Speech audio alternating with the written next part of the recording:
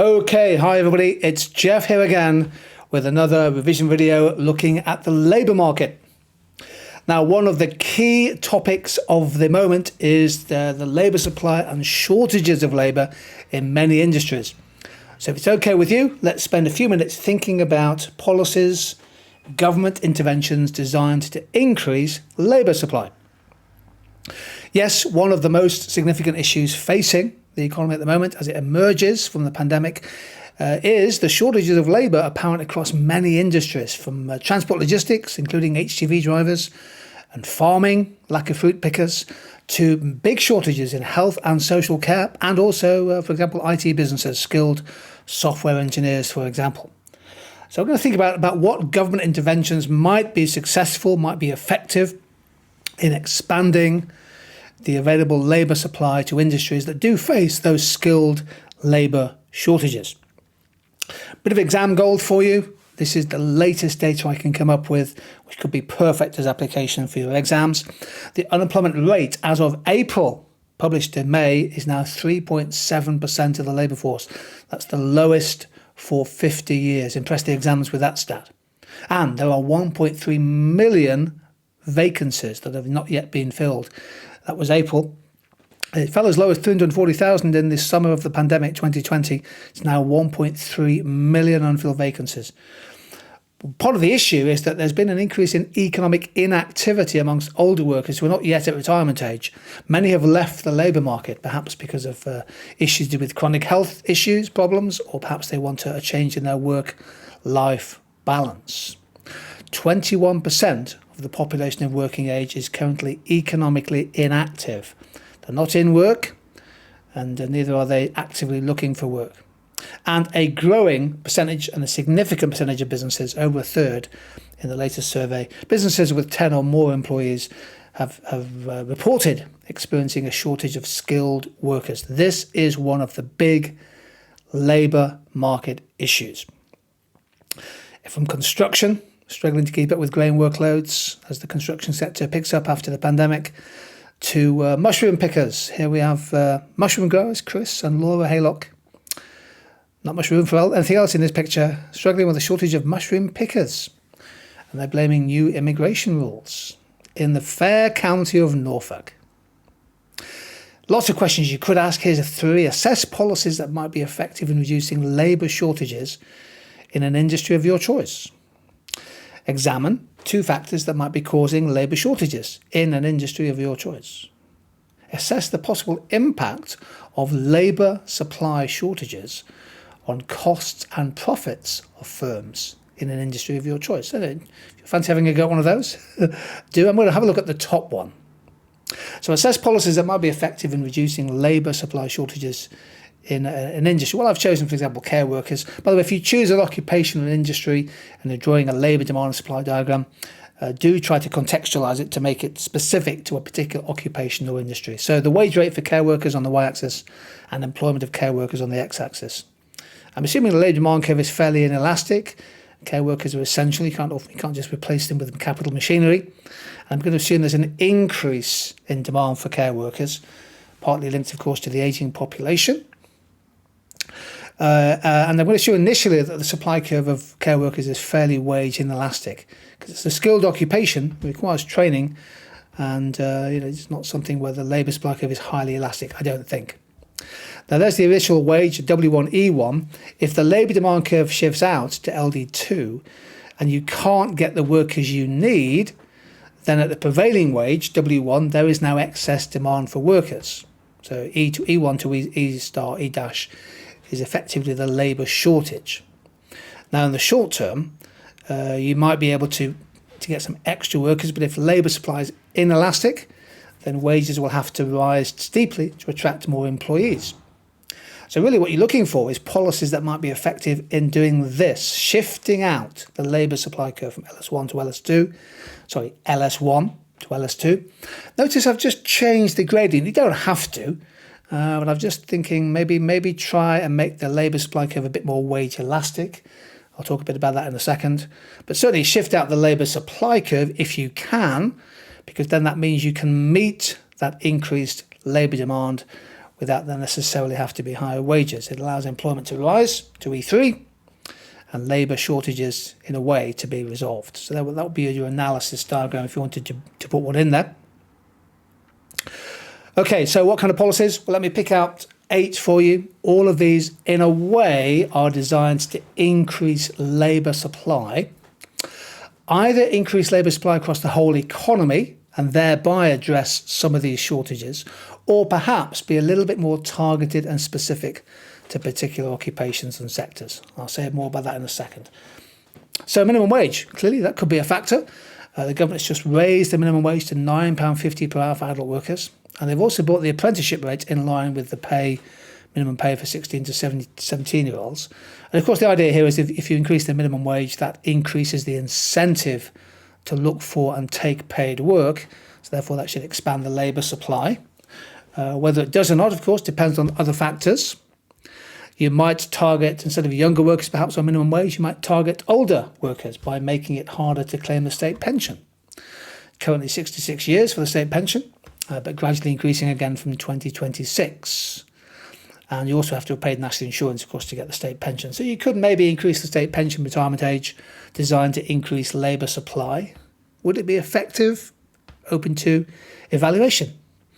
I think the next one is key. So labour migration policy for a country like the UK is crucial. Obviously now we've left the European Union. We have left the single market. And therefore we don't have the free movement of labour that's part of the EU single market. In its place, we have a kind of hybrid post-Brexit points-based system, depending on the type of job, its pay, level of educational qualifications, etc. And there's also a key worker shortage scheme, which allows the government to relax the number of visas from EU and non-EU countries that are allowed temporary visas and short-term visas for shortage occupations. So that could be relaxed, for example. You could cut income tax. You could cut national insurance. Again, that would be a policy designed to increase the overall labour supply by encouraging work incentives. They've just increased, by the way, the national income allowance to £12,500. That's the same as income tax now. So you can earn up to £12,500 each year before you pay those two taxes. Although they have frozen those, certainly income tax, for 3 years, so that figure becomes worth less in real terms. Housing policy is critical. So in many ways, what stops people offering themselves for work, being able to move to work, is the very high cost of renting. House prices, yes, but housing rents are so expensive in many parts of the UK. I was reading, I think recently, that in London, the median rent in London takes up well over half of the disposable income of the average family. Effectively, it's a huge tax on living and renting property living in and renting property in London. And so clearly, we need to build more homes. We need to address the housing supply shortage as a way of improving affordability and therefore increasing the labour supply. We probably need in excess of 240 new homes per year, and a sizable percentage of them probably need to be affordable homes. Childcare and social care, absolutely critical. A major factor that stops particularly married mums raising a family, going out to work, is the access to and affordability of childcare. A growing number of countries are moving towards subsidised or tax-free childcare, things like voucher schemes or tax credits. If you can find a recognised childminder or infant, early years provider. And of course, investment in education, be careful. If you say, look, a way of increasing labour supply is to invest in education, yes, but please try to make it more specific. So T-levels as an equivalent qualification to A-levels worth reading upon. Modern apprenticeship schemes. Investment in languages, in STEM subjects, and so on and so forth. Vocational education designed to increase the skills, the human capital of the labour force. And this one is never mentioned by students, very rarely mentioned, but perhaps sometimes government intervention to recognise unions, to have make workers, give them employment rights, pension rights, sickness benefit, protection from unfair dismissal. I mean, it's often ignored by many students, but if you have proper employment protection, employment rights in the labour market, more people are likely to want to work. because those protections are important, in my opinion. So, loads of policy options. Increasingly, of course, robots could pick your fruit in the years to come. That could be a factor to address labour shortages. This doesn't strike me as being very effective, providing caravans for workers to pick daffodils, but it's been tried. You might link, for example, migration policy with trade policies. Here's Boris Johnson saying he can relax the UK's immigration rules to get that much vaunted trade deal with India. And the seasonal farm worker visa scheme is an important one, particularly for the agricultural sector. Now, if you get a question which uses the word effectiveness, so here we go, assess the policies that might be effective in reducing labour shortages. If the question includes the word effective, you need to think about alternatives, or you need to calibrate one policy against another. So which policies might be most effective?